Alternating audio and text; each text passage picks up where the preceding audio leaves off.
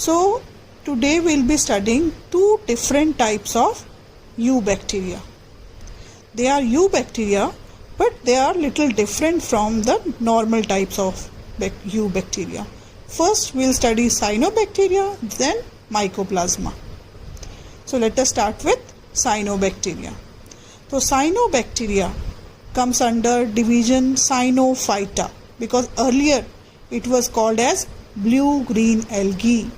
Cyano means blue and it resembles like green algae, that's why it was called blue-green algae. But now it is considered as cyanobacteria because the cell of a cyanobacteria is similar to a prokaryotic bacterial cell with some exceptions.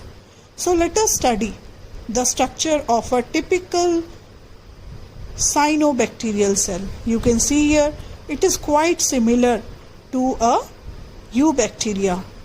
Like it has got a nucleoid, it has got 70S ribosomes, a capsule, but it also has got thylakoid where photosynthesis takes place.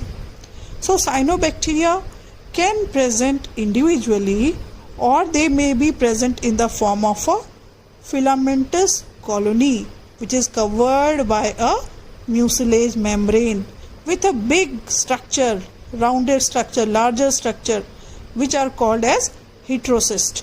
These heterocysts are bigger, thick-walled. They do not do photosynthesis, but they do a very important process called as nitrogen fixation.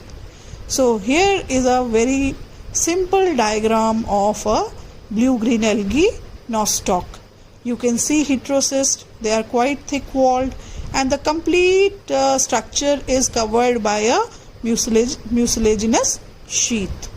So these blue-green algae are very important. Not only they do photosynthesis just like higher plants because they produce oxygen. So they increase the amount of oxygen in the marine ecosystem, in the aquatic ecosystem, and also they do the nitrogen fixation. So they enrich the water bodies with nitrogen and make it fertile. Now we will study about mycoplasma. Mycoplasma. To study bacteria mycoplasma, its structure and mode of infection. Mycoplasma.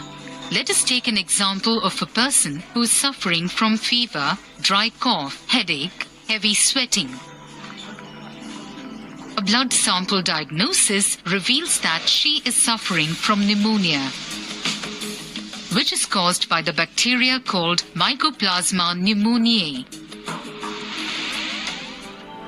If we look inside the respiratory tract of that infected person, we can see the ciliated epithelial cells and the free-living Mycoplasma pneumoniae bacteria.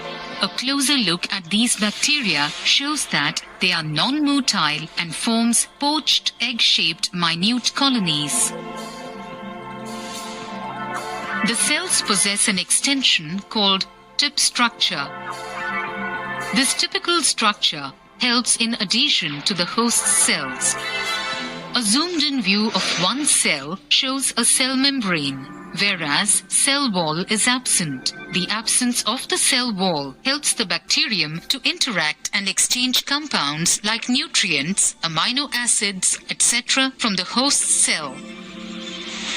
Because of the absence of the cell wall, it remains unaffected by the antibiotics like penicillin as it targets the cell wall synthesis. These bacteria start growing and reproduce by binary fission. These now spread throughout the lungs.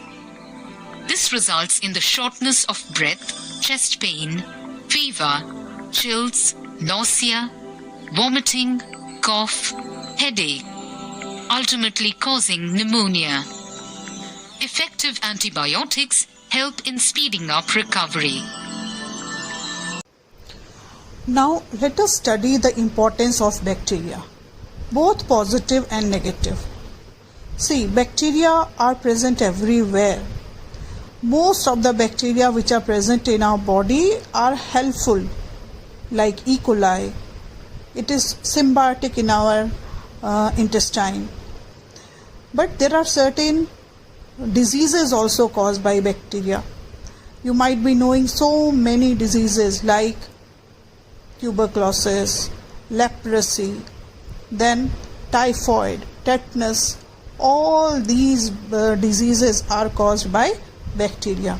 So can you name any 10 diseases which are caused by bacteria and their causal organism? See, a very common problem that teenagers suffer, that is acne, is also caused by a bacteria named Propionibacterium acnes. Did you know that? Well, a very, very dreadful disease called as tuberculosis is also caused by bacteria, Mycobacterium tuberculosis.